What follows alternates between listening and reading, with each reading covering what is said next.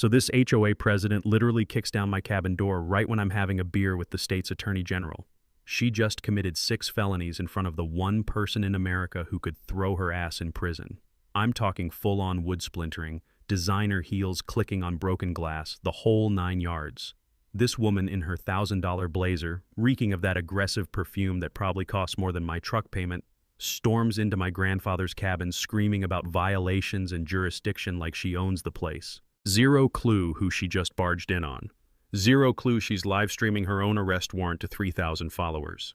6 months earlier, I thought Karen was just your typical power-drunk neighbor. Turns out she was running a $250,000 embezzlement scheme, and I was about to accidentally burn her entire criminal empire to the ground. What would you do if some HOA psychopath invaded your private property during the most important meeting of your life? Drop a comment below and tell me where you're watching from.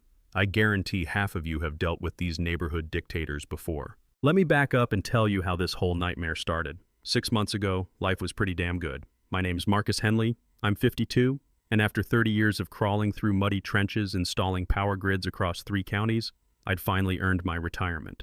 The crown jewel? My grandfather's fishing cabin on Clearwater Lake. 2 acres of pure heaven that old Pop bought back in 1963 for $800. Can you believe that?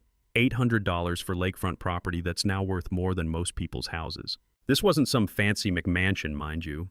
We're talking hand-hewn logs, a stone fireplace that Pop built with his own calloused hands, and a screened porch that creaked in all the right places. I'd kept it completely off-grid by choice. Solar panels humming quietly on the roof, well water that tasted like childhood memories, and a septic system that actually worked better than most city setups.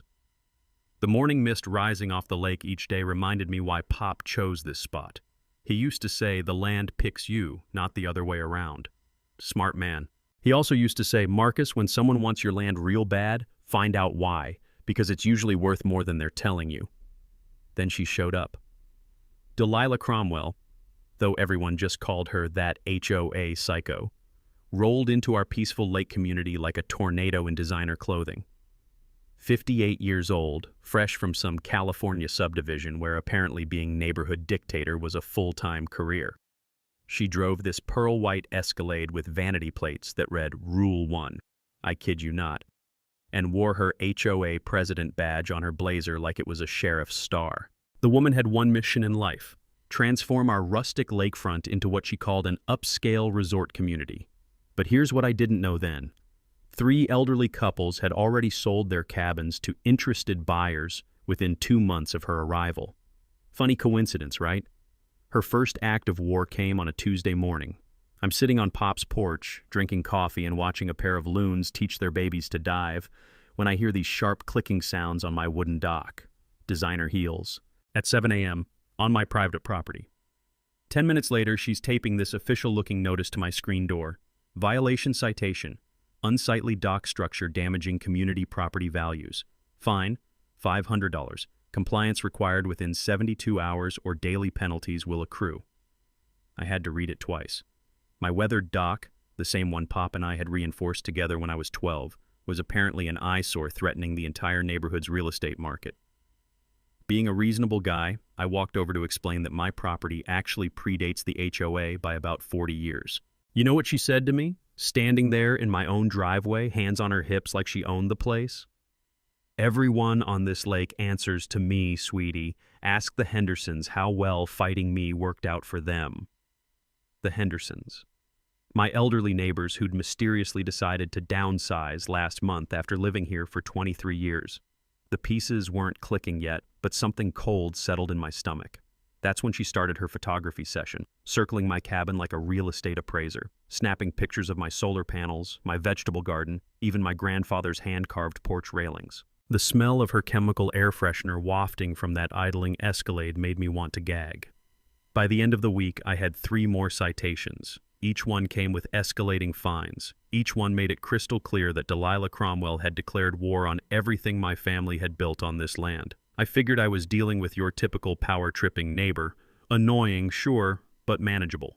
What I didn't know was that I'd just painted a target on my back in a game much bigger and more dangerous than petty HOA politics. Pop's words echoed in my head. Find out why they want your land. I was about to find out why, and it would change everything. Karen didn't waste time escalating to the big guns. 3 days after my compliance deadline passed, because seriously, I wasn't tearing down Pop's dock for some wannabe dictator, a certified letter arrived that made my coffee taste like ash. Cease and desist. Violation of community waterway regulations. The letterhead read Blackstone, Meyer and Associates, one of those fancy law firms where the partners probably charge more per hour than I made in a month. The legal gibberish basically said my dock was illegally extending into community waterway and I owed $3,000 in retroactive violation fees. Plus, they were threatening to slap a lien on my property if I didn't pay up within 10 days. My first instinct was panic. These people had lawyers, I had a toolbox and a bad attitude. But then I remembered something Pop always drummed into me during those long fishing afternoons. Marcus, when someone's trying to legal talk you out of your land, the real truth is always in the county records. Never trust what they tell you, go find the actual papers. So I drove down to the county courthouse, that musty basement where all the important stuff gets buried under decades of bureaucratic dust.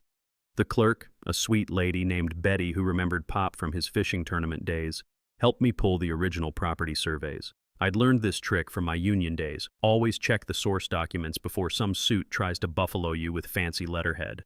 What I found made my blood boil. My grandfather's lot didn't just go to the water's edge, it included 50 feet into the lake. The deed, stamped and official from 1963, was crystal clear. That dock wasn't trespassing on community property. It was sitting smack dab in the middle of my lake. But here's the real kicker. The HOA wasn't established until 1998, 35 years after Pop bought his land. I remembered my old foreman always saying that older properties often have rights that newer developments can't touch. Something about grandfathered exemptions that trump any neighborhood association nonsense. Armed with copies of everything, I marched back to my cabin feeling pretty damn proud of myself. That satisfaction lasted exactly until I tried to leave for groceries and found Karen's Escalade parked sideways across my driveway. Not beside it, not near it, directly blocking it, like she was conducting some kind of one-woman traffic stop. When I knocked on her window, she rolled it down just enough to speak through the gap. "Oh, Marcus, I'm just reviewing the community parking regulations. This might take a while." The mechanical hum of her idling engine mixed with that sickly sweet air freshener created this surreal bubble of passive-aggressive insanity. Here I was, a grown man who'd built half the county's electrical infrastructure, being held hostage in my own driveway by a suburban soccer mom with a power complex. But Karen was just getting warmed up. Within a week, she'd organized something called the Lakeside Beautification Committee, which sounds nice until you realize it was basically a hit squad targeting anyone who didn't fit her country club vision. Suddenly, neighbors who'd waved at me for years were crossing the street to avoid eye contact. Her Facebook posts were masterpieces of passive-aggressive warfare. Concerned about eyesore properties affecting all our home values. Some people just don't care about the community, Lakeside strong, property values. The comments section turned into a feeding frenzy. People I'd known for decades were suddenly experts on property law, parroting Karen's talking points like she was some kind of real estate prophet. 3 of my neighbors actually apologized to me privately. Tom and Susan Martinez pulled me aside during my evening walk and confessed that Karen had strongly suggested they complain about my property or face their own citation blitz. Apparently, she'd already targeted old Mr. Peterson for having non-regulation window boxes and threatened the young couple with the baby over their unsightly playground equipment. "She's got something on everyone," Tom whispered, glancing around like Karen might be hiding in the bushes with a camera. "Her husband works up at the state capitol. Connected, political stuff." That hit me like a cold slap. This wasn't just neighborhood drama anymore. This woman had reached beyond our little lake community.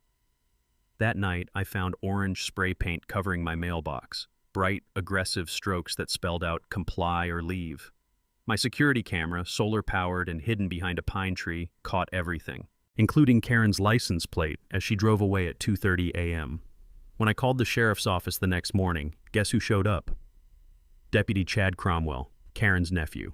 He took one look at the vandalism report, shrugged, and said, "Probably just kids. You know how they are."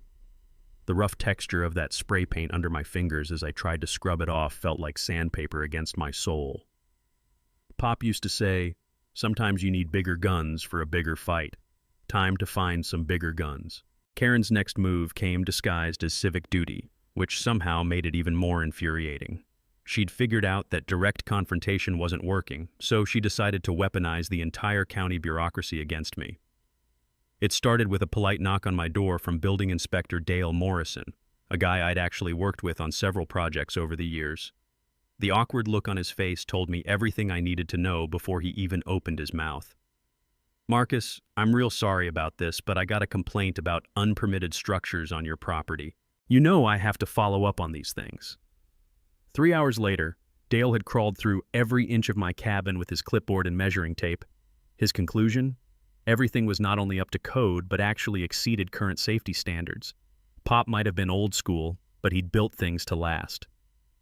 "Whoever filed this complaint," Dale muttered as he packed up his gear, "either doesn't know what they're talking about, or they're just trying to waste everyone's time." The next day brought Environmental Officer Janet Bennett, investigating reports of my septic system contaminating the lake ecosystem. Again, perfectly functioning. Better than most new installations, she admitted. Then Fire Marshal Bob Rodriguez showed up to examine my solar panels for hazardous electrical violations. Clean bill of health there too. Each inspection cost me a day of peace and a chunk of my retirement sanity. But more importantly, each false report was creating an official paper trail that made me look like some kind of problem property owner. I remembered something my union rep used to warn us about. Bureaucratic harassment was a classic tactic because it looked legitimate on paper, even when it was pure malicious bullshit. While I was dealing with the inspection parade, Karen was busy playing her media game. She'd managed to get herself interviewed by Channel 7's Community Spotlight segment, positioning herself as this concerned citizen fighting to protect our family-friendly lake environment. The news story was a masterpiece of selective editing. She showed carefully angled photos that made my cabin look like some kind of backwoods shack, talked about dangerous conditions threatening children's safety, and painted herself as a brave advocate standing up against irresponsible property owners.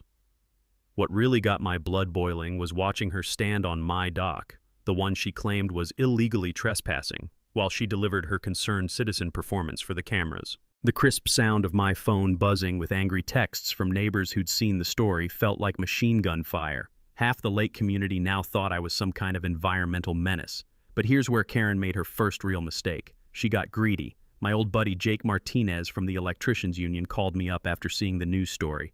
"Marcus, that lady's full of shit and everyone knows it. You built half the clean energy infrastructure in this county. Hell, your solar setup is the one I use as an example when I'm training apprentices."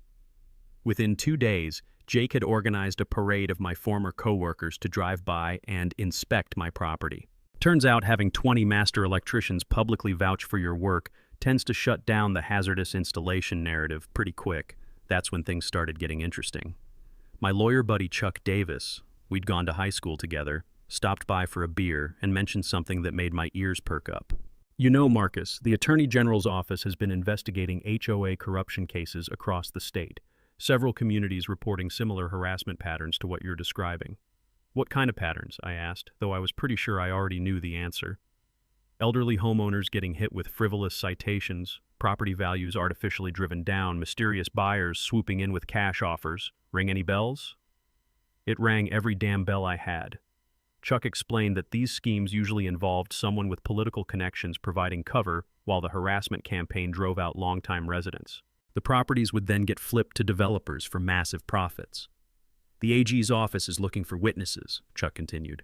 "People who've documented the harassment and can prove the pattern. Someone like you might be exactly what they need." The mechanical hum of my refrigerator seemed unnaturally loud as that information sank in.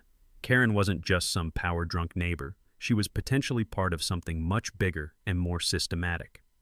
That night, I started a detailed log of every interaction, every citation, every inspection that had mysteriously appeared on my calendar.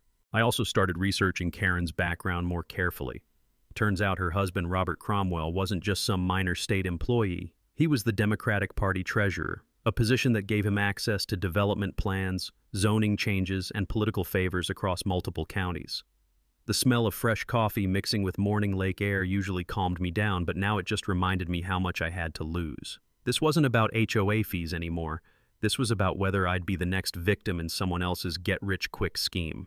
Karen's next phase made everything that came before look like a friendly disagreement. She'd apparently decided that bureaucratic harassment wasn't moving fast enough, so she switched to full-scale character assassination. It started with a Facebook post that made my stomach drop. Urgent.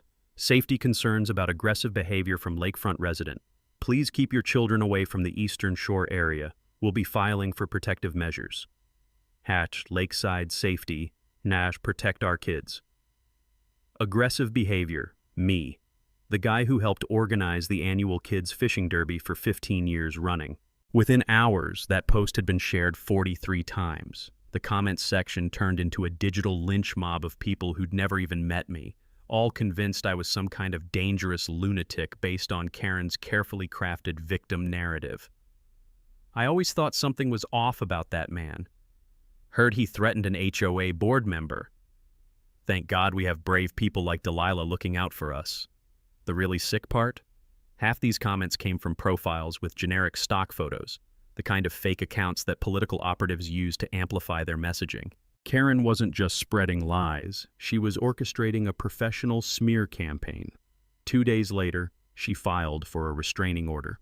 The petition, which became public record, painted me as an unstable individual making verbal threats against community leaders. Complete fabrication, but it didn't matter. The filing alone became proof that I was dangerous. Judge Patricia Hendricks, who actually knew my family from way back, took one look at Karen's evidence and dismissed the request for lack of credible documentation. But the damage was done. Now there was an official court document with my name and the word threats on it. The emotional toll was starting to get to me. I'd sit on Pop's porch in the evenings, nursing a beer and questioning whether this fight was worth destroying the peaceful retirement I'd worked 30 years to earn. The weight of his leather recliner felt different now, less like comfort, more like the responsibility of carrying on a legacy that someone was systematically trying to erase. But just when I was starting to consider throwing in the towel, something beautiful happened. The community started fighting back. Judge Hendricks wasn't the only one who remembered my family. Retired Judge William Bill Carter, who used to fish with Pop back in the 70s, showed up at my door with a thermos of coffee and some unsolicited legal advice. Marcus, that woman's playing a game your grandfather would have seen right through. She's counting on you feeling isolated and overwhelmed. Don't give her that satisfaction. Bill explained that documented harassment campaigns like this usually indicated larger criminal activity. People don't go to this much trouble over petty neighborhood disputes. There's money involved here, big money. The local VFW Post, where I'd been a member for 20 years, issued a statement calling Karen's accusations baseless attacks on a decorated community member. The Historical Society chimed in, highlighting my cabin's cultural significance as one of the last original structures on the lake. Even the environmental group that monitored lake water quality praised my sustainable living model. It felt like the entire decent part of our community was rallying around me. The bitter taste of stress was finally giving way to something that felt like hope. But Karen wasn't done, not even close. Her next move was diabolical in its simplicity. She somehow convinced the utility company to investigate irregularities in my electrical service. For 3 days, I had no power while they reviewed my solar grid connection for safety violations. Then came the false police reports. Suspicious activity at my cabin during broad daylight. Loud noises suggesting potential domestic disturbance when I was clearly alone. Possible drug activity based on the unusual number of visitors who turned out to be union buddies stopping by to show support. Each call brought sheriff's deputies to my door. Each visit created another incident report. Each report added to the growing file that made me look like a problematic resident. The most infuriating part was that Deputy Chad Cromwell was usually the responding officer. He'd show up, ask a few perfunctory questions, and leave with this smirk that said he knew exactly what his aunt was doing. During one particularly surreal visit, he actually had the balls to say, "You know, Mr. Henley, if you just apologized to my aunt and brought your property into compliance, all these problems would probably go away." That's when I realized this wasn't just about me anymore. Karen was showing other property owners what happened when you didn't bend the knee. The Hendersons, the elderly couple who'd mysteriously decided to sell, probably went through this exact same nightmare. The electronic ping of my phone became a source of anxiety instead of connection. Every notification could be another neighbor turning against me, Another false report. Another twist in Karen's psychological warfare campaign. But it also brought messages of support from people I'd forgotten even knew me. The fight was far from over, but I was finally understanding the rules of the game. The breakthrough came when I was doing the most boring thing imaginable, organizing paperwork for my meeting with the Attorney General's office. Chuck had arranged the whole thing, explaining that they needed detailed documentation for their statewide HOA corruption investigation. I was sitting at Pop's old oak table, surrounded by stacks of citations, inspection reports, and legal threats, when something caught my eye. One of Karen's violation notices had this tiny footer I'd never paid attention to before. Fines payable to Lakeside Estates Community Improvement Fund, account number 847291. Community Improvement Fund. That sounded official enough, but something about it nagged at me. Maybe it was 30 years of reading electrical contracts and spotting the fine print that contractors use to screw over homeowners, but I decided to dig deeper. The county clerk's office had become my second home by this point, so Betty knew exactly what I was looking for when I asked about HOA financial records. She pulled up the public filings and spread them across the counter like she was dealing cards. "Here's the thing, Marcus," she said, adjusting her reading glasses. "Homeowner associations have to file annual reports just like any other organization. Let me show you what I found." The numbers didn't add up, not even close. Over the past 2 years, the HOA had collected $280,000 in emergency assessments for lake dock repairs that were never completed. Another $150,000 had supposedly gone to professional landscaping services provided by Cromwell Grounds and Maintenance, which, according to state business records, was owned by Karen's brother-in-law. But here's the kicker. The landscaping company had been incorporated exactly 3 weeks after Karen became HOA president. I remembered Pop's advice about following the money trail. When someone creates a business right after getting power, they're usually creating it to funnel money to themselves. The insurance claims were even more blatant. The HOA had filed for storm damage reimbursement 3 times in the past 18 months. Problem was, I'd lived through every storm on this lake, and none of them had caused the kind of damage that would justify $95,000 in insurance payouts. Betty helped me cross-reference the insurance claims with actual weather reports from the National Weather Service. The dates didn't match up. The HOA was claiming storm damage on days when the weather had been perfectly clear. "Marcus," Betty whispered even though we were alone in the records room, "this looks like fraud. Plain and simple fraud." My hands were actually shaking as I photocopied everything. The smooth feel of those document pages felt like holding evidence that could change everything. This wasn't just harassment anymore, this was organized theft from the entire lake community. The property management fees were the final piece of the puzzle. The HOA was paying $5,000 monthly to something called Clearwater Property Solutions for administrative services. But when I looked up the business registration, the listed address was a P.O. box in the same postal district where Karen lived. Everything clicked into place like tumblers in a lock. Karen's harassment campaign wasn't just about power or personal spite. She was systematically driving down property values to enable a development scheme while simultaneously embezzling from the community fund. The elderly couples who'd sold their cabins hadn't just been harassed into leaving, they'd been forced to sell at below market prices because Karen's artificial property value concerns had scared off legitimate buyers. Those mysterious cash buyers were probably connected to the same development group that was benefiting from the embezzled funds. I thought about the Hendersons, probably counting their pennies in some cramped apartment, never knowing they'd been robbed twice. Once when they sold their dream home for peanuts, and again through the fees they'd paid into Karen's slush fund. The taste of black coffee had never been so bitter. This wasn't just about my cabin anymore. Karen had been stealing from everyone, including the neighbors she'd convinced to turn against me. Pop always said that when you find corruption, it's usually bigger than you think. He was right. Karen wasn't just running an HOA, she was running a criminal enterprise. And I was about to hand the evidence to the one person in the state who could shut it down permanently. That night, I transformed Pop's back bedroom into something that looked like a police investigation unit. Maps of the lake property spread across the walls showing original boundaries versus current HOA claims. Timeline charts tracking Karen's harassment campaign alongside suspicious financial transactions. Photos, recordings, and documents organized by potential criminal charges. I felt like one of those TV detectives, except instead of hunting serial killers, I was hunting suburban embezzlers. The Attorney General's office had assigned 2 prosecutors to my case, Sarah Mitchell and David Bennett, who arrived the next morning looking like they meant business. Sarah was this sharp-eyed woman in her 40s who reminded me of the safety inspectors who used to keep us honest on job sites. David was younger, maybe early 30s, but he had this quiet intensity that suggested he'd already sent plenty of white-collar criminals to prison. "Mr. Henley," Sarah said, spreading the financial documents across Pop's dining table, "what you've uncovered here goes way beyond simple HOA harassment. This is systematic fraud that could impact dozens of families." David pulled out a tablet and started connecting dots I hadn't even seen. "We've been investigating similar schemes in 4 other counties. The pattern is always the same. Politically connected individuals use HOA positions to manipulate property values while embezzling community funds."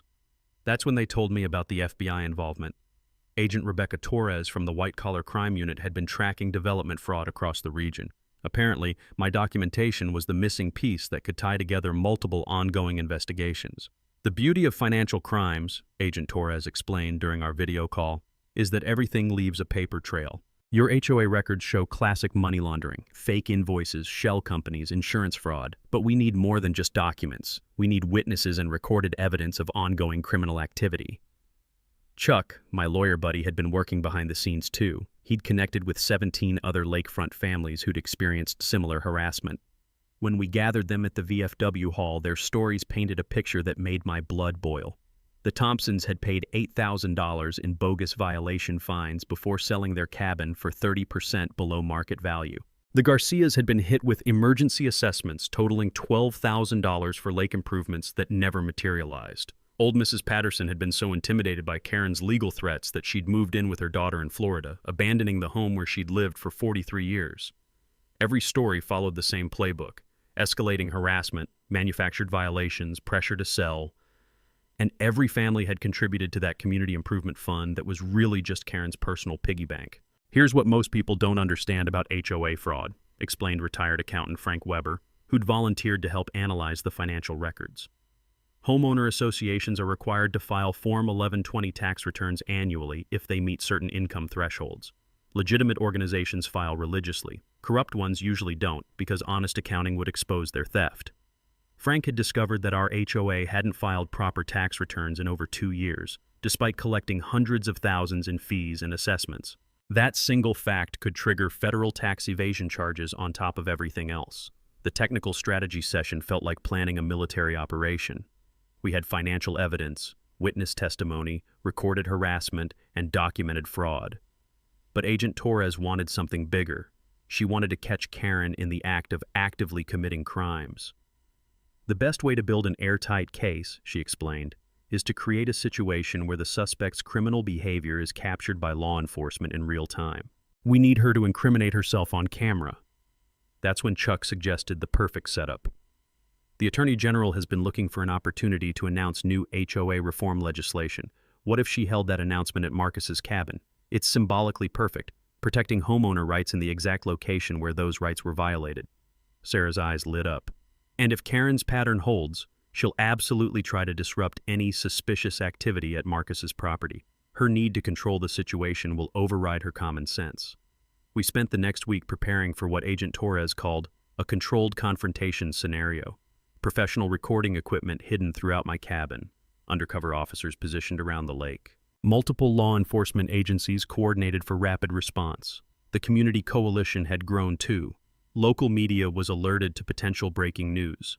Social media campaigns were ready to counter any false narratives Karen might try to spin.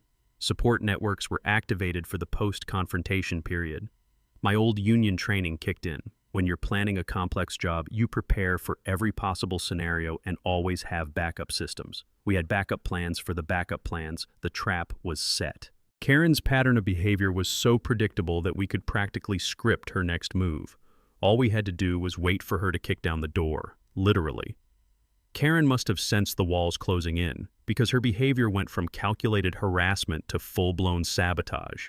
It was like watching a cornered animal lash out in every direction, getting more dangerous as her options disappeared. The first sign was my solar panels mysteriously malfunctioning on a Tuesday morning. I'd wake up to dead batteries and error codes flashing on the inverter display. When my electrician buddy Jake came out to investigate, he found clear evidence of tampering, wire connections loosened just enough to disrupt the system without causing obvious damage. "Marcus, this is professional-level sabotage," Jake said, photographing the evidence with his phone. "Whoever did this knows electrical systems. They wanted to cause problems without leaving obvious fingerprints." But Jake was smarter than Karen gave him credit for. He'd installed a hidden security camera near the electrical panel after the first incident.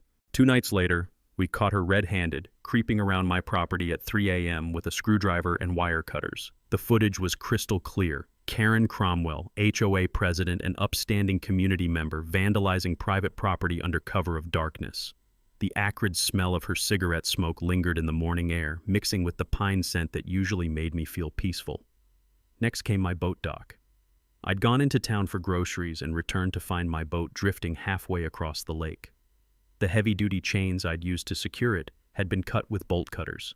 Clean, deliberate cuts that left metal shavings scattered across the dock planks.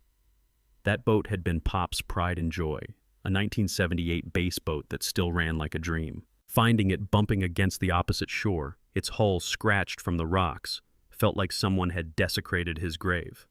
But Karen's biggest mistake was going after my septic system. I'd just passed a county inspection with flying colors, but suddenly my perfectly functioning system started backing up. The smell was horrific, that combination of sewage and chemical additives that made your eyes water from 50 feet away. When the emergency septic service arrived, they found industrial-grade drain cleaner had been poured down my system, killing all the beneficial bacteria and creating a toxic mess. "This is deliberate sabotage," the technician explained, holding up soil samples that showed chemical contamination. "Someone pumped commercial-grade acids into your system. This stuff costs serious money and requires specialized knowledge to use."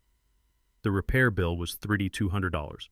But more importantly, the chemical analysis provided forensic evidence that this wasn't random vandalism. It was calculated destruction requiring insider knowledge of septic systems. While I was dealing with sewage backup, Karen was orchestrating her media blitz. Anonymous accounts flooded social media with posts about my ongoing property violations and deteriorating conditions threatening neighborhood safety. The bots were so obvious it was almost comical. Dozens of profiles with generic names posting identical complaints within minutes of each other. She'd also ramped up the intimidation network. Deputy Chad Cromwell's patrol presence increased dramatically. He'd cruise by my cabin 4 or 5 times per day, always slowing down just enough to make his surveillance obvious. Sometimes he'd sit in my driveway for 20 minutes, running license plates of anyone who visited. The building inspector suddenly found code violations in work that had passed inspection just weeks before. The fire marshal received anonymous tips about fire hazards that didn't exist. Environmental services got reports about illegal dumping in areas of my property they'd already cleared. It was death by 1,000 cuts, designed to exhaust my resources and break my spirit through bureaucratic warfare. But I wasn't the only target anymore. Karen had started going after my supporters too. Jake's electrical contracting license was suddenly under review for safety violations. Bill Carter, the retired judge who'd been advising me, received a formal complaint with the State Bar Association about improper legal counsel to non-clients. The VFW Post found themselves facing a surprise fire safety inspection that threatened to shut down their weekly bingo nights. The Historical Society was hit with zoning complaints about their downtown office space. Karen was systematically attacking anyone who'd shown me support, sending a clear message: "Help Marcus Henley, and you'll become our next target." The psychological pressure was intense. Every morning brought new crises, new emergencies, new bureaucratic nightmares to navigate. The metallic taste of constant stress became as familiar as my morning coffee. But Karen's desperation was also creating opportunities. Each escalation was being documented by law enforcement. Every act of sabotage provided additional criminal evidence. Her network of supporters was starting to distance themselves as her behavior became increasingly unhinged.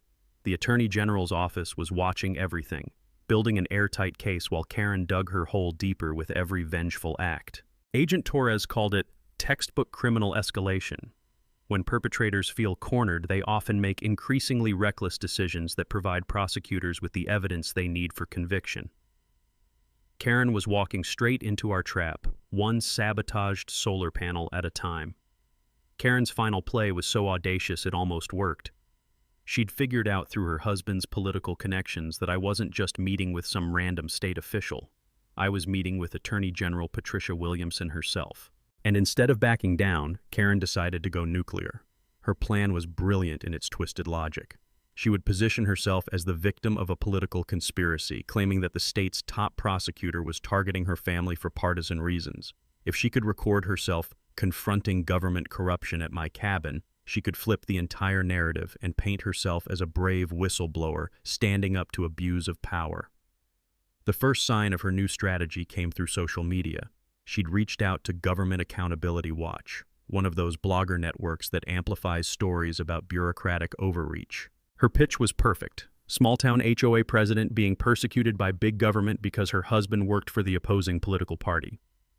Local family under attack. State officials use harassment investigation to silence political opposition, was the headline that started circulating 3 days before my scheduled meeting. The story painted me as some kind of deep state operative working with corrupt prosecutors to destroy an innocent family. The comments section was flooded with outrage from people who'd never heard of our lake community, but were absolutely convinced that Karen was being railroaded by partisan prosecutors. She'd tapped into that vein of anti-government sentiment that runs through rural communities, turning herself into a martyr for political persecution. But Karen's masterstroke was the live stream setup. She'd arranged to broadcast her confrontation with the Attorney General live on social media, framing it as citizen journalism exposing government corruption in real time. Her plan was to burst into my cabin during the meeting, record everything, and let her followers spread the footage as proof of official misconduct. What she didn't know was that we were monitoring her communications. Agent Torres had obtained warrants for Karen's phone and social media accounts weeks earlier. We knew about the blogger outreach, the live stream plan, even the talking points she'd prepared for her spontaneous confrontation.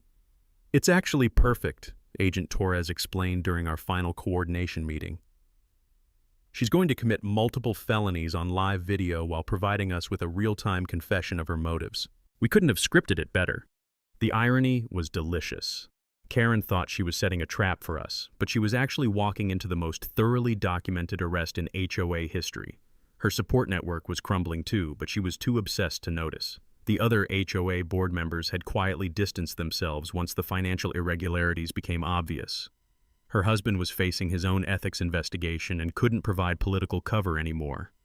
Even Deputy Chad had been reassigned to different patrol areas after Internal Affairs started asking questions about his response to vandalism reports. But Karen was beyond rational thinking at this point. The psychological pressure of keeping her fraud scheme hidden while fighting off multiple investigations had pushed her past the breaking point. She was exhibiting all the classic signs of someone losing control. Paranoid about neighbors spying on her, making increasingly threatening phone calls to anyone who'd supported me, convinced that everyone was part of some vast conspiracy against her. The night before the Attorney General's visit, she made threatening calls to 4 different families, warning them about consequences if they continued collaborating with government harassment. Each call was recorded by law enforcement. Each one provided additional evidence of witness intimidation and criminal conspiracy. I spent that final evening sitting on Pop's porch, watching the sunset paint the lake in shades of gold and crimson. The sound of loons calling to each other across the water reminded me why this place was worth fighting for.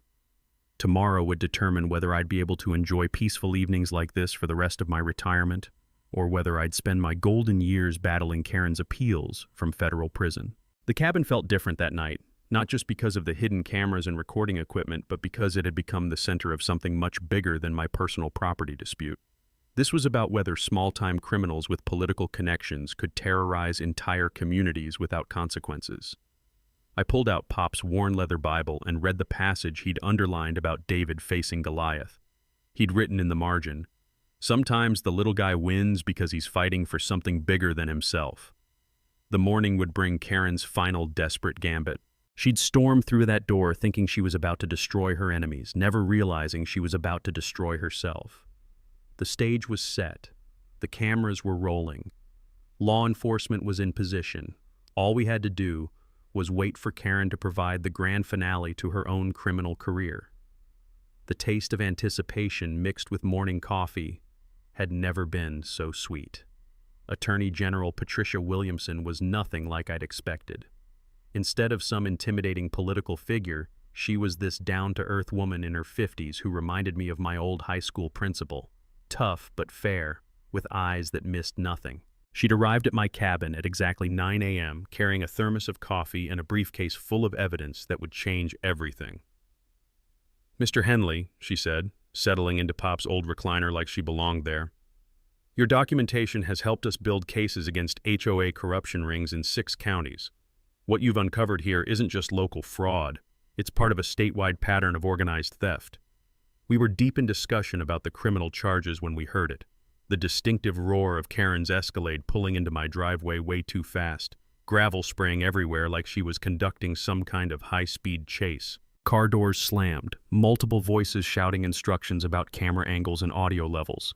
Karen had brought her entire social media production crew for what she thought would be her moment of triumph. "Here we go," Agent Torres whispered into her earpiece from her hidden position behind my woodshed. Attorney General Williamson didn't even flinch. She just calmly continued taking notes about the financial evidence while Karen's voice got louder outside, working herself up into righteous fury for her live stream audience. "This is it, folks," Karen's voice carried clearly through my windows. "We're about to expose the corruption that's been targeting our family. The state's attorney general is illegally meeting with our harasser, probably planning more government persecution." The sound of her designer heels clicking aggressively across my wooden porch was like a countdown timer to disaster. For her disaster, not mine. Crash! The door exploded inward like she'd used a battering ram instead of her foot. Wood splintered everywhere. The Attorney General's coffee mug hit the floor with a ceramic crash that punctuated the moment perfectly. Karen stormed into my living room with her phone held high, live streaming everything, completely oblivious to the fact that she'd just committed criminal trespass, breaking and entering, and assault in front of the state's chief prosecutor. "I demand to know why the Attorney General is secretly meeting with this man," she screamed, waving her phone around like it was some kind of weapon. "This is government harassment, political persecution. I have rights." The look on her face when Attorney General Williamson calmly stood up and displayed her official identification was absolutely priceless. Karen's live stream captured the exact moment when her brain processed what had just happened.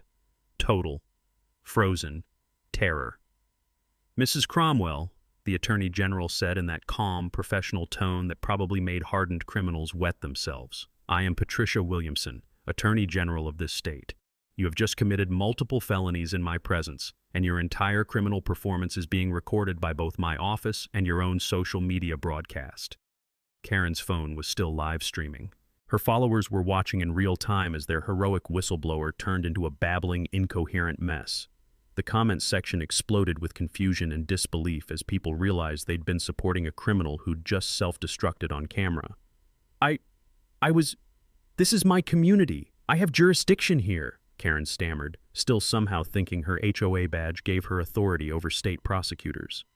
That's when FBI agent Torres stepped through my still-open doorway, flanked by 2 other federal agents.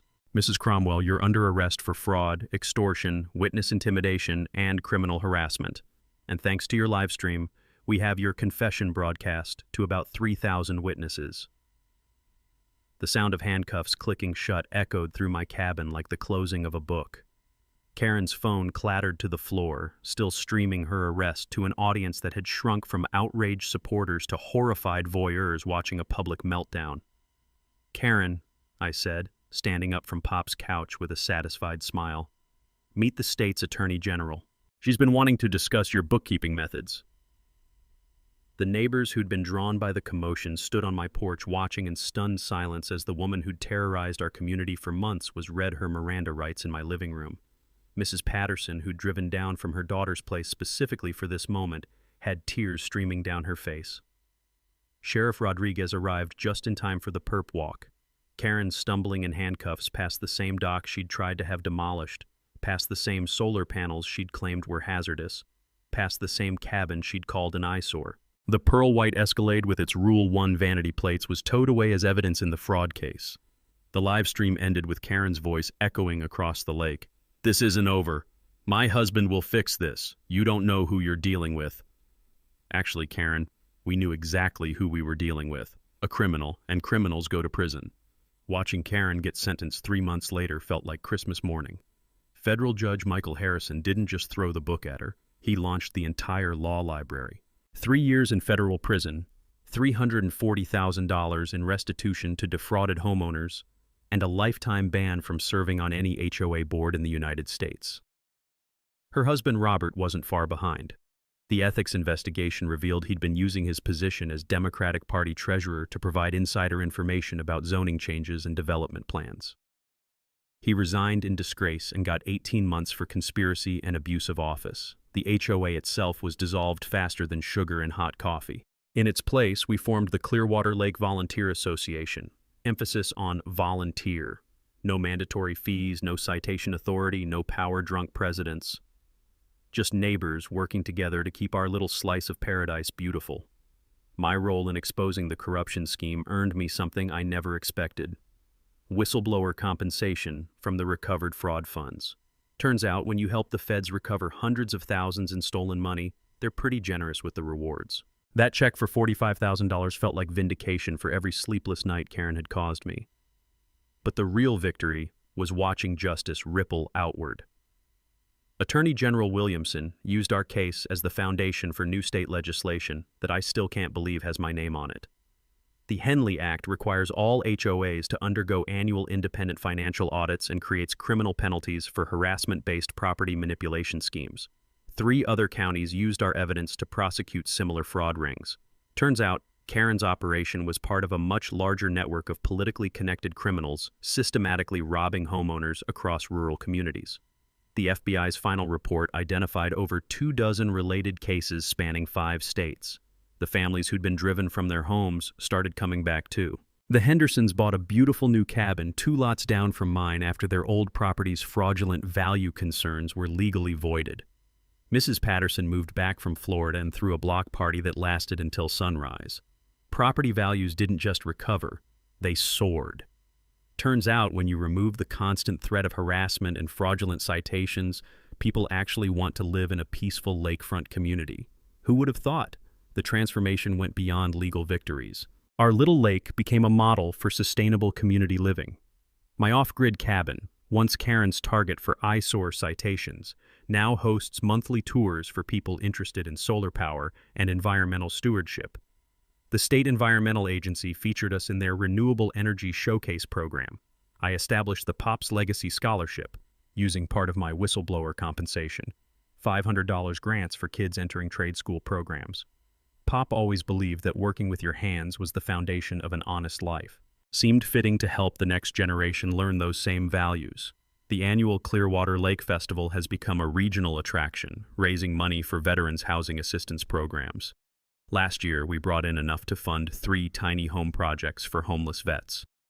The sweet smell of barbecue and the sound of families laughing together replaced the toxic atmosphere Karen had created. But the best part? The quiet moments. I'm sitting on Pop's porch right now watching the sunset paint the lake in shades of gold and purple. The loons are calling to each other across the water, their voices echoing off the same hills where Pop taught me to fish 60 years ago. My solar panels hum peacefully on the roof, powering a life that's finally my own again. No more certified letters, no more inspection visits, no more designer heels clicking across my dock at dawn. Just the gentle lap of waves against weathered wood and the knowledge that sometimes, if you're stubborn enough and righteous enough, David really can beat Goliath.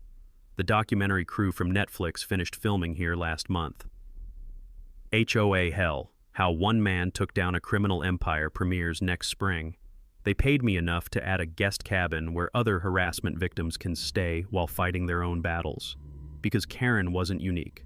There are power-drunk HOA dictators in communities across America, terrorizing elderly homeowners and stealing from community funds. But now there's a roadmap for fighting back. Now I want to hear from you. Drop a comment sharing your own HOA nightmare. Trust me, you're not alone in this fight. These stories need to be told. Hit subscribe if you want more stories about everyday people taking down corrupt systems, because there's a lot more where this came from. Next week, I'm telling you about the city councilman who tried to shut down a veteran's food truck until the owner's Pentagon buddies decided to pay a visit. Thanks for hanging out with us on HOA Stories, where the HOA Karens meet their match. If this story had you cheering or cringing, go ahead and like the video, Drop a comment with your reaction and hit subscribe so you're ready for the next wild HOA tale.